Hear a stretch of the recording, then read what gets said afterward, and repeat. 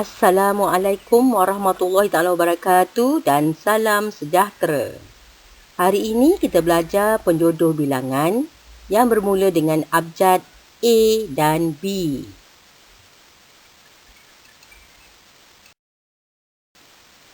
Angkatan. Penggunaan untuk kumpulan manusia dan benda seperti tentera, polis, sastrawan dan pasukan perang. Contoh ayat. Angkatan Perang Melaka ke Majapahit diketuai oleh Laksmana Hang Tuah. Baris. Penggunaan untuk manusia, benda dan tumbuhan yang dalam keadaan seperti berbaris, seperti murid, rumah, ayat dan pokok. Contoh ayat. Di hadapan rumah Pak Mail terdapat 2 baris pokok kelapa.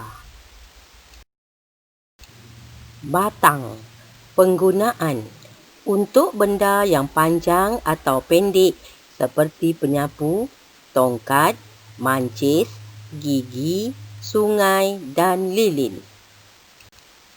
Contoh ayat. Banjir tersebut telah menyebabkan beberapa batang jalan di kota dinaiki air.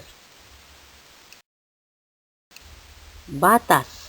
Penggunaan untuk tanaman yang ditanam menggunakan batas seperti keledek, kangkung, kacang tanah dan pokok ubi kayu. Contoh ayat. 2 batas pokok keledek milik pekebun itu telah dirosakkan oleh binatang liar. Bentuk. Penggunaan untuk benda yang bersaiz kecil seperti cincin, mata kail dan subang. Contoh ayat. Sempena ulang tahun perkahwinan, Encik Samsul menghadiahkan sebentuk cincin berlian kepada isterinya. Berkas. Penggunaan untuk benda yang diikat atau disatukan seperti kayu, ranting, rotan, lidi dan buluh. Contoh ayat. Pak Ngah pulang dari hutan dengan seberkas rotan. Bidang.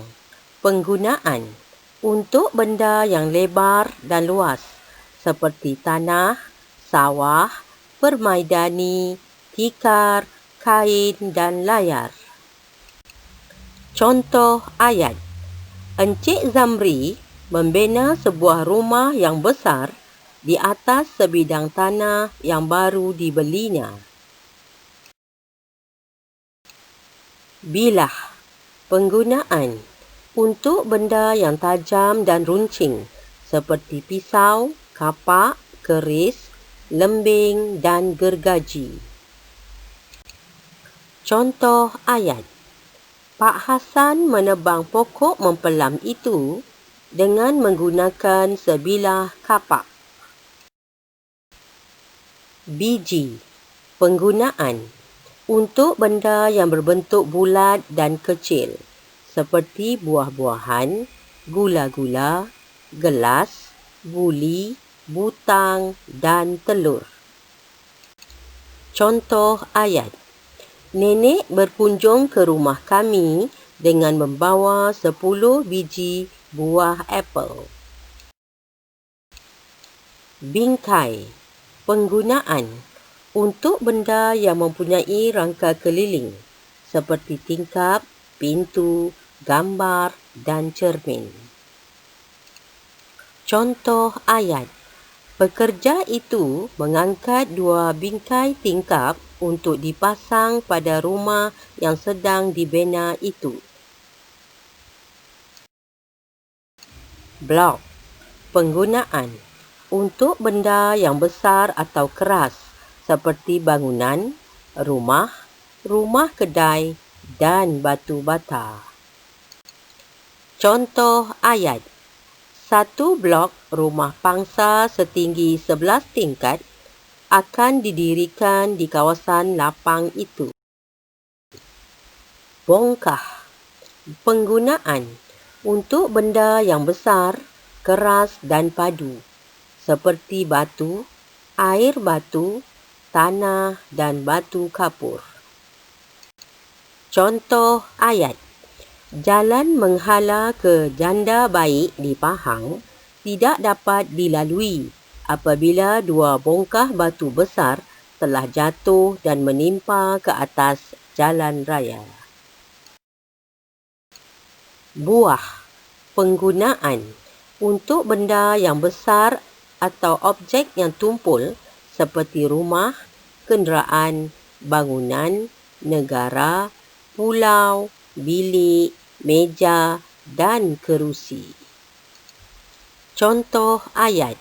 Beberapa buah bilik darjah baharu akan dibina menjelang akhir tahun hadapan. Buku. Penggunaan untuk benda yang berbongkah kecil seperti sabun, roti dan benang. Contoh ayat. Makcik Ani pergi ke kedai berdekatan dengan rumahnya untuk membeli sebuku sabun. Butir. Penggunaan untuk benda yang kecil dan hampir bulat seperti telur, beras, bawang, mutiara dan peluru. Contoh ayat. Anggota polis turut menemui sebutir peluru hidup di tempat mangsa dibunuh. Latihan. Selamat menjawab.